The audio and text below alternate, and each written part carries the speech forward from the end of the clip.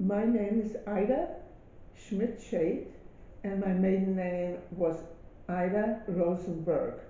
I was born in Warsaw, Poland in October 30th, 1931, and I was the older one of two children. My sister Celia was born in January of 1938. And both my parents were young when they got married, and they settled in Warsaw, Poland. And so, as time went on, I started school, and I had a wonderful childhood.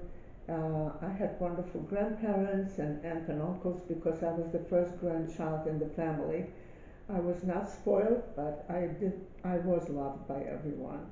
So I had a very good childhood and then I finished first grade, and my two uncles came from a different city called Siedlec into Warsaw. They picked me up because then my sister was 2 years old, so they wanted to give my mother a little break, and they took me to Siedlec. At the same time, my father was drafted into the Polish army. So I went with my uncles to Siedlec where my grandparents lived, and my grandparents took two of their youngest children, they had 10 children, and who were my aunt and uncle, and and they took us to a resort up in the mountains, which was called Ciechocinek in Poland for the summertime. And so I had a very nice time up in the mountains, and we had a great time. And then we were finished around the end of May, June, July, September. September came, and we had to get back because I was going to go back to Warsaw to go back to school and with my parents. However, at that time, I never went back because the Germans attacked Poland and occupied Poland within a 6-week period. So I stayed with my grandparents. My mother lived through the war through the bombardment with my sister in Warsaw. And my mother tells me a story that my sisters, since there was no food to have, there were no, all the stores were closed, there was nothing available anymore. And so my mother had no way of getting some food for my little sister because since she couldn't get any food for herself, so she couldn't breastfeed her anymore. And so she tells the story how she went and bartered. She would take like a little piece of soap or maybe salt or whatever she had in the house and go from neighbor to neighbor and barter to get a little cereal, which is like farina and oatmeal for my sister so she would be able to feed her. And the times that we went through during the war, during the 6 weeks of bombardment, were horrific. The bombs were coming down and the sirens were going from hour to hour, and the whole lifestyle changed forever and ever. So I was with my grandparents, and my grandfather used to manufacture boots for farmers and shoes and sandals for ladies and men. And so a lot of farmers knew my grandfather, and so he asked some of the farmers if he could take the family over to the farmlands, and we ran to the farms, and they hid us in bunkers while the bombs were coming down. It was very, very terrible, that time of my life and their lives, and we went through a horrific time. We had no food. With whatever the farmers could pick up and give us a little bit food and keep us there for a little time until the Germans occupied our city, and then we had to get back into Siedlec, and then the war ended and my dad came back to Warsaw to my mother and my sister. In the meantime, the Germans and the SS, they were starting walking around in the street with dogs, and they would gather a lot of Jewish people, especially men that had beards, and they would cut off their beards and start putting on the bands on their arms with the Star of David to show that they were Jewish. And we really were in a very terrible, terrible situation. There was very little food to be had, and so the SS would go from house to house, and they were looking for young men. They said, we are going to send them to work in a camp. And so my grandfather had young sons. They were like in their early 20s. And my grandfather, since he manufactured shoes, he had a lot of leather in his house, and he had a small room without a window where he kept the leather. So he put his sons during the day and hid them in that room, and his daughters, they were like teenagers, uh, and I was there. We would push a wardrobe against the door of the room so the Germans would not know that that is a room. And when they would come and look for young people to go to work. So when one day they came up to my grandfather's house, and he said that, oh, you people were here already, and they took 3 of my sons away. So I don't have any more sons. I just have small children, which was a fact. And so we stayed there, and at that time the Germans made a pact with the Russian government that they are not going to attack one another. And so what happened was, one day a Russian train came through with, a train. We lived very close to the train station, and my grandfather found out that there was a train that came with a Russian commander and Russian soldiers. So he went at night and he asked the commander from the train, or he was called the commandant, if he would allow his family to get on the train wherever they were going. And so he said, I will pay you off. I have boots, I have leather, I have gold coins, I have anything you would like, and if you would take my family and me on the train. And this is exactly what happened. We got on the train in the middle of the night. We were walking against the walls of the buildings because the Germans had big lights glowing all over the city to make sure that nobody's going to escape. But somehow we did, and we got on the train. And the train took us to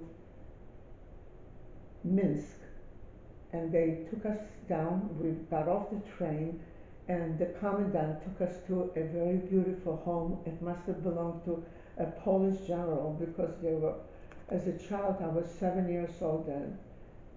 Yes, I was going on 8 because I was born in October, and this was all in September of 25, and when they occupied Poland.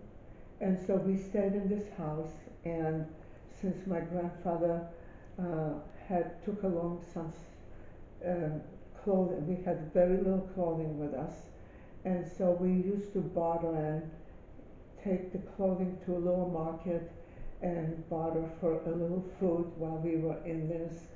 And in the meantime, my father came back from the Polish army to Warsaw, and there was my mother. She survived the war with my sister, and my sister was very ill at the time. She, as a baby, since she didn't get the right food, she had diarrhea and sometimes different ailments, but she survived too. And so my dad told my mother, I am going to Shedlitz, where your parents are, and I'm going to get Ida back to Warsaw. And so he somehow found a train that went to Shedlitz, and he comes to the city, and the neighbors told him that we had left and we went to a city called Minsk. So my father, I do not know exactly how he did it because I was a child at the time. He came to Minsk and he told my grandfather, I'm going to take Ida back to Warsaw. And my grandfather said, no, you go back to your wife and the baby, you pack them up, here is some money, and you go to the river, because Warsaw was on the river Wisła, and he said, pay off some of the people, the boat people, and they should take you across the river to the border, to the Russian side, and you bring your wife and child here because we don't want you to be in Warsaw. My grandfather was a very, very bright and wise man. He lived through World War One because the Germans occupied Poland through World War One, and he knew what they were all about. So my dad went back to Warsaw, picked up my mom and my sister, and then on the boat, my mother took along, she had some sugar, and in Poland, the sugar was in little cubes, and so in order for the children, there were other families also that were traveling on those little boats across the borders. And so my mother would give my sister the little cube of sugar so the babies would not cry. And everybody was going through the night onto the boats. And then my dad, my mom, and my sister came to Minsk, and they stayed with my grandparents and the family. At the same time, two of my uncles that were in their early 20s had fiancés in Poland, so they went, and one of them was engaged to a young lady, and so my grandfather gave them some money and told them, you go back to Shedlitz and bring your young women with you, or get married there real quick and come back. So by the time they went back to Shedlitz, it was already winter time, and the river was freezing, and there was no way for them to get back, and part of our family did not survive, which includes those two uncles and an aunt. She had a fiance also. It was my mother's two brothers and a sister, and so they didn't survive. My dad was one of 13 children, and he was the youngest, and so there were only three people, my dad and two of his brothers, that survived the war, and everybody perished. So when we were in Minsk, one night, Russian soldiers with bayonets, they banged on our windows, and they got in and said, you have to get up. This was in the middle of the night, and they said, the city here, Minsk, is going to become a border town together with the Germans, and we need to ship you or take you away from here, a couple hundred miles away from this city. And so they put us on a cattle train, and with many other people, and they put us on the train. It was the box cars were regular box cars, like on a cattle train, and they slammed the door, and they put us on the train and shipped us all the way out to Archangel, which in Russian it's called Arkhangelsk, which was the most western part of Siberia.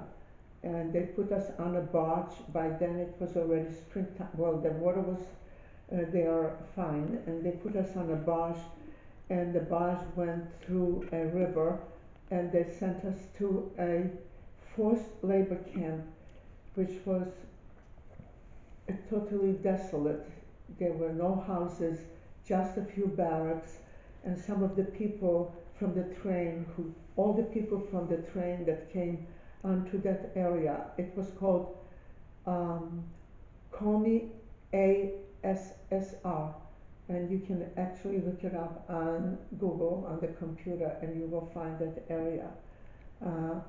So we were in that area, and we were next to the main city of Komi that was called Syktyvkar, and that was about, I am not sure how many kilometers, but we were in that area, so we were not allowed to leave or go anywhere, and so we stayed in barracks originally, and then there was one building, a small building with like little rooms, and because it was my grandparents and my parents, my sister and I, and my grandparents, some of the siblings that survived, they put us in one room, and we all stayed, and we were about, I can't even remember, 6 and 3, 6, 9, we were about 10 or 11 people in one room.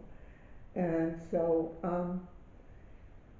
the room had an oven, and we had to feed the oven with wood. So they taught me how to chop wood, and I used to chop wood, and and my grandparents, my uncle who was a little older than I was 8 at the time, going on 8, and he must have been 13.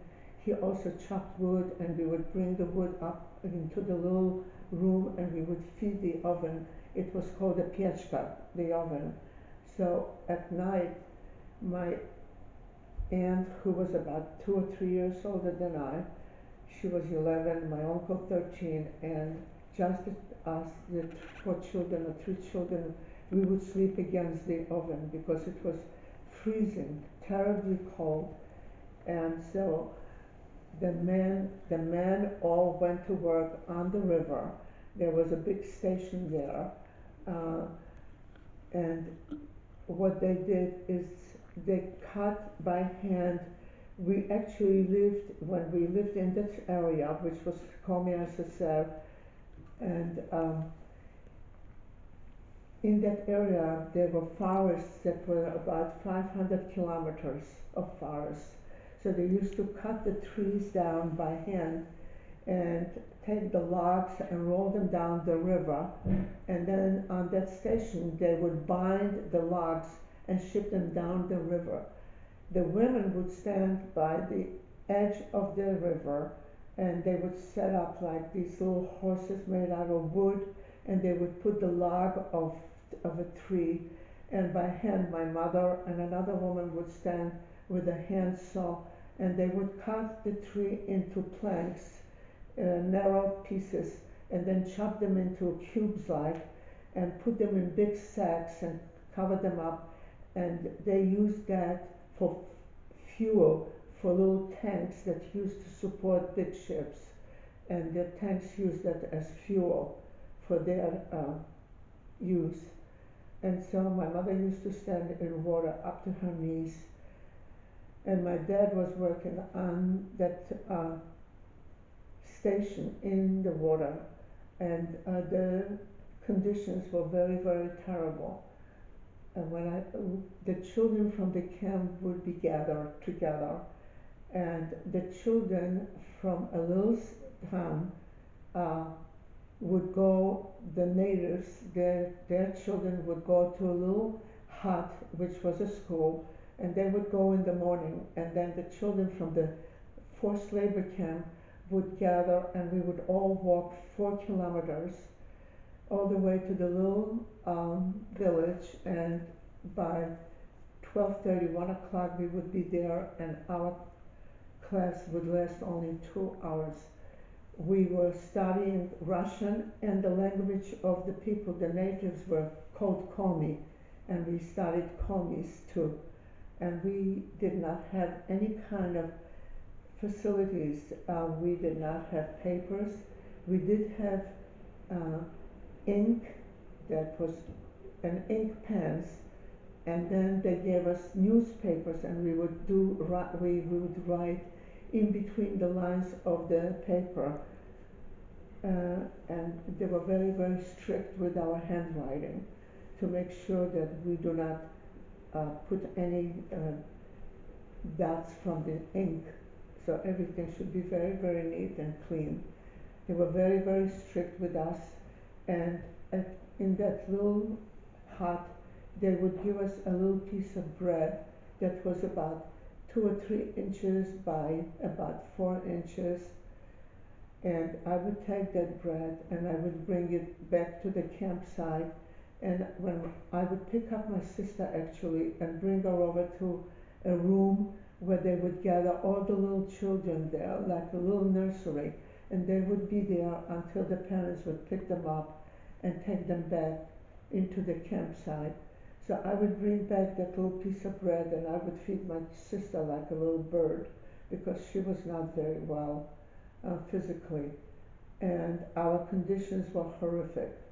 They would collect everyone around noontime, right before we would go to school, and they would collect all the people into a huge room that was called stolovaya, which was like a dining area with long tables and chairs, and they would feed everybody a soup that was called ukha, and in Russian, which is like a, a, a food, a soup that was supposed to have potatoes and fish, but we could hardly see any fish in that soup. And so we had that. That was our only meal during the day. And then in the middle of the night, my dad would go down to the river, which was against the law, but he would go there. And I don't know how in the world, but he used to dig a hole maybe, and somewhere if it would be icy, or it would somehow he would catch a fish or two, and then we would bury the fish into the ground because the ground was like frozen in the tundra. And so we would keep that fish, and when my parents would be working during the morning hours, I would take a little pot with a little water, and I would cook the fish in that, and that would be our meal for the nighttime for all 10 of us or so. Our conditions were very, very terrible. They used to collect all the children about once every other week into a room, and there was a big, big kettle with hot water, and they cut all our hair because we started getting fleas and lice. And of course, the lice used to jump from head to head and create diseases. So they cut all our hair, or not shave, but cut it very, very short, and we would bathe there once every other week. Our conditions were very poor. We did not have any soap. We had no toothbrushes or toothpastes or nothing. And then after we would get out of those tubs, all the women, the mothers would go in and they would bathe there. And then next day, all the men would come from the camp into that hut, and everybody would bathe there too. And that was the only way we had a condition. We didn't have any running water whatsoever. There were outhouses outside in the winter, and we walked to school in about 28 below 0 degrees, the 4 kilometers to go to that little village to school. At the same time, a lot of people became very ill. They had malaria and typhoid fever and all kind of different diseases, and a lot of people were dying away. And people asked me, how come you had malaria in Siberia? Well, during the summertime, the top level of the earth would thaw out, and that top level of the ground would become mud. And in that mud generated huge mosquitoes, and these mosquitoes were malaria mosquitoes. And so a lot of people we had malaria, and they used to give us little yellow pills that were called quinine, which is quinine. And malaria is a kind of disease where you have 104 and over temperature, and yet your body is shaking. It feels like the body is freezing. It is a very horrendous disease. And so in my condition, or anyone that ever had malaria is not allowed to give blood. And so a lot of people came to the camp that came from very wealthy families, and they could not tolerate the conditions that they were in. So all the logs that were on the river to be bound, they would run into the river and go under the logs and commit suicide. And we had a lot of people that committed suicide and or hung themselves because of our very horrible conditions. We were very, very dehumanized. And once a month, the commander of the camp would gather all the people together, and it would brainwash everybody and say, well, if you become Russian citizens, then your conditions will become better. Well, my parents and maybe other people did not become Russian citizens. So at one point, like a year or two later, there was a Polish government in exile in London that made a pact with the Russian government to allow all the Polish people that wound up in the in Siberia in the forced labor camps to let them out. But at that time, the Germans were already close to uh, St. Petersburg, Russia, which is Leningrad, um, and near Moscow. And so at that time, we had nowhere to go because the Germans were already very, very deep into Russia. So they took us uh, in 1943. That was after being in Siberia for almost 3.5 years. They put us on little tanks and put us on little tanks and shipped us back to Archangel, which is Arkhangelsk. And in Arkhangelsk, they put us on a cattle train all over again. And we were, for 30 days and 30 nights, we were traveling all the way to, to the steppes of Central Asia, to Uzbekistan. And the name of the city that we wound up was Samarkand. During that time, the trains going to Siberia and coming from Siberia in a cattle car, we were about 20 people in one car. So in the car, in the boxcar, there was like, on each side there was like a plank that divided the top level and the bottom, and the children used to stay on the top level, and then up there were little windows, and in order to go to, because we were like in a train for 2-3 days in a row, and we had to eliminate, so the people would climb up on the plank and go to the little window on top and put out their body, and this is how people eliminated. Every 2-3 days the train would stop, and like cattle they would let us out to like a little canal with water, so we would wash up and somebody would be standing there with some kind of a porridge or some kind of a food in little containers, and they would give us a little food. And this is how we traveled back to Siberia and back from Siberia, and we wound up in Uzbekistan in a city called Samarkand. And they just let us out like cattle into the streets. And at that time, the children were getting epidemics, measles and chickenpox, and they would collect the little children. The nurses would come and say, we'll take them to the hospital and take care of them. And they never came back. The children never survived from chickenpox and measles. I already had gotten that when I was a young child, but my sister at that time was a little child, and my mother covered her up and told her not to cry and not to say anything. And so when they came to look for little children, my mother sat like in front of her, and she was covered, and this is how she saved her and saved her life from going to a hospital. And so my dad went out and he found a little hut for us who belonged, there was a little hut made out of, actually it was like mud and straw. It's very difficult to explain. I would have to draw it on a board with chalk, but the little huts were made out of mud and straw, and there were no windows. It was just a door to go in.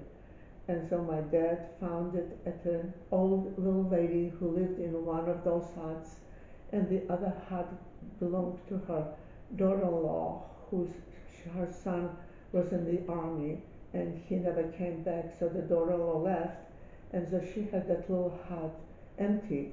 And so we got the little hut, and my dad got to work in a factory where, because he was a master tailor, and in the factory they manufactured little dresses and clothing for orphaned children, and the material came from parachutes that came down during the war.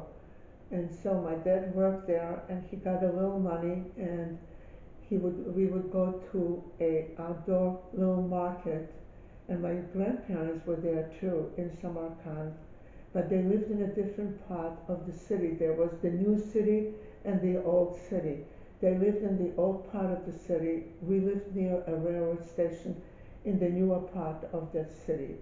And so I hardly saw my grandparents anymore during that period because we had no shoes to wear. We used there in Samarkand, the temperatures were very, very hot because it was in the south and it was tropical. And we had no shoes, so during the summertime we used to walk around barefoot, and the back of our heels became very sore and cracked and bleeding. And many times we had infections, but there was anywhere we could go to a hospital or anything. And so we used to get water from a canal, and we had to boil the water because it was very dangerous to drink it. It had very terrible ways in that water because people went out there and they washed their clothing and did other very, very terrible things. And then we had very little food, and my dad used to go out and get some food stuff at the market for us. And I haven't got the slightest idea how we survived. We did get a little flour, and the little lady, the old lady, she was called the babushka, which is a grandmother in Russian, and she taught us how to take the flour and make it like a pita bread. And they had in a corner outdoors, in a corner of the hut, there was like a little oven made out of mud and with a little opening, and on the bottom they would put a little coal and let it burn, and then that flour would be made into like a round circle, like a pita bread, and we would just plop it in the wall of that little oven, and then it would bake for a little while, and we would remove it. And this is part of our food in many, many ways. Um, so our conditions were very, very terrible. We really had no hygiene, and there were no doctors or no places because the hospitals were only geared for soldiers who came back from the war and not for private citizens. But once I got a very bad infection on my cheek from a tooth that infected, and my dad took off his wedding band and he gave it to the people at the hospital, and they took me in and operated on my right cheek. I have a scar there, and removed a lot of pus and cleansed it out. And this is the way because I was running over 104 fever from the infection. And we also got their typhoid fever and malaria at the same time. We had it already in our system. And we slept on the floor in that little hut, and somehow my dad found some rugs, oh, and there were no beds. We had no beds. Everybody slept on the floor. Uh, During all that time, we all had to go to school, and my dad worked, and my mother worked in another factory that made little, maybe little diapers or something for little children. And my grandfather and his son, the one that survived, they went to the market and they used to barter and get the leather from sheep, and he used to manufacture little slippers. They were called tapochki, and so they would sell or get barter those little slippers for food with the natives, and this is how they survived too. Uh, Once the war ended in May of 1945, um, we were still Polish citizens, so they put us back on a train and in Uzbekistan, in Samarkand, and we were not the only people. There were very, very many displaced people, and sometimes when I tell here, I go to school and I speak at high schools, middle schools, in homes, and I tell about my story, and I say we were DPs. A lot of people don't know what a DP stands for. It's a displaced person A lot of displaced people were shipped back on a cattle train all the way back to Poland, and we wound up in Lodz when they put us on the train after the war in 1945 with many, many other people that survived, and we wound up in Lodz. At that time, a lot of people, there was a group of people there that went to a little town to see if any of their family members survived. And the name of the city was called Kielce. And when they went there, this is after the war in 1945, when they went to the city, the Polish militia there went ahead and they made a pogrom and killed all those people. It was called the Kielce pogrom. This was after the war. And so during that time was created a group of people that was going to make sure that the people that were that lived through the war might want to go to Israel. But we had no way of doing that. So after the war, they created displaced persons camps because Austria and Germany was occupied, and they created 4 zones. There was the American zone, English zone, French zone, and Russian zone. So divided those countries into 4 zones. And then we walked from Poland across to Czechoslovakia on foot through the mountains, and we had no clothing, just what was on our backs. And we wound up in Czechoslovakia, and they frisked us to make sure we don't have any weapons. Again, they put us on the trains, and from there they shipped everybody to Austria and dropped them into a displaced persons camp. Some people wound up in Austria, and we wound up in Germany on the American zone in a DP camp in Ulm on the Danube River. It was called Ulm am Donau, that is in German. And so we lived back in a barracks where the Germans used to occupy during the war. And we lived in those barracks because we were the first occupants there after World War II. And the United Nations relief organizations, which was UN, UNRWA, and United Nations, and then the Joint, which was a Jewish organization in the United States, and Hadassah, not Hadassah, I'm sorry, also Hadassah, and there was another organization. They in the camp, they used to bring in food for us, and the food was in cans, and we never knew what they were, so they had to teach us how to. We were so hungry, everybody was so skinny, that we started to attack the food, and a lot of people, because their intestines were so narrow, they became very ill from eating so much. So they had to sit us down and explain to us how to eat the food a little bit at a time so we would not get sick.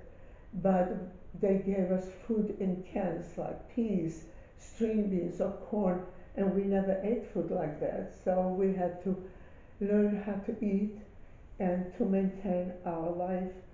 And in the camps, they gave us little IDs that we could go into hospitals or clinics to have our eyes checked, or if anybody would be sick, they would take us in an ambulance and take us to a hospital. And so in that DP camp, eventually on the street, the name of the camp was called Sedan Caserna. A caserna is a camp for soldiers. The Sedan was the name of the street, Sedanstrasse, Sedan Street. On the opposite side of the street were Germans that lived there. So they took all the German people and they moved them out from their apartments And since we were the first occupants in the camp, they moved us into the apartments.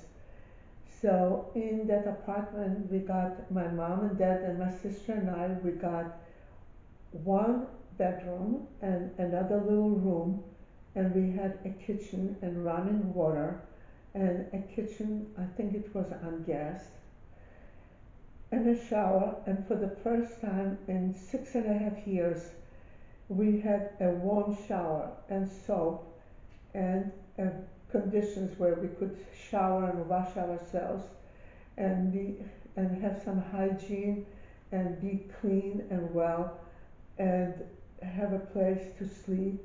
And then the next people that came in occupied, they went back, they started living in the camp. But we were the first ones, so they put us into the apartments, which was wonderful. And then we got a little money, and my dad had a way of borrowing, and he bought me a bicycle, so I learned how to ride a bike. And I would go out to the little market, and I would have a little basket, and so for the money I would buy a little fruit and vegetable, and perhaps sometimes in a store, if there was a little fish, I would bring that into our apartment, and we would get flour and butter, and my mother and I would mix it up, and we would bake little cakes or little cookies. And so we started living a little bit of a normal life. And then they created uh, an organization from Israel and Europe that came to all the displaced people with the idea that they're going to teach us Hebrew, and we are going to have a chance to go to Israel. So we registered to go on the Exodus to Israel. But at the same time, my uncle had two sisters in Europe. After World War One, there were very few people that could marry, that would be marrying for his sisters. So he took his sisters and put them on a boat and sent us and got papers for them to come to America, to the United States. So these were my mother's two aunts that were in the in New York City. And my mother was the oldest of all the children, and she kept my grandfather's books and papers. So she knew their aunts and their addresses. So when we were in Germany in the displaced persons camp, she wrote to them letters that we are here in the campsite. And this was during the reign of President Truman. And then they realized they sent the letters to the cousins, to the aunts in New York. And one of the aunts that lived on the Lower East Side had a son who was an attorney. He went to the American consulate and signed papers for us to come to the United States because President Truman opened up a quota for displaced people to come to America, providing that we do not have any venereal diseases or tuberculosis or any kind of diseases that would affect the American people in the United States. So this aunt, my mother's aunt, had a son who was an attorney. He went to the American consulate in New York and made papers for us, signing that we would not be wards of the government, which means we would not depend on the government to support us. They will take care of us. And so this is how it occurred. We went from one camp to another, which is like a transitional camp, where they took our fingerprints, and there were doctors who checked us out from head to toe, asked us a million questions, and examined us, and then they get the stamp that we were well, and they put us on a boat, and these boats were American boats that were built during the war for American soldiers, and the name of the boat was called SS Han, H-A-A-N. My son looked it up on the internet.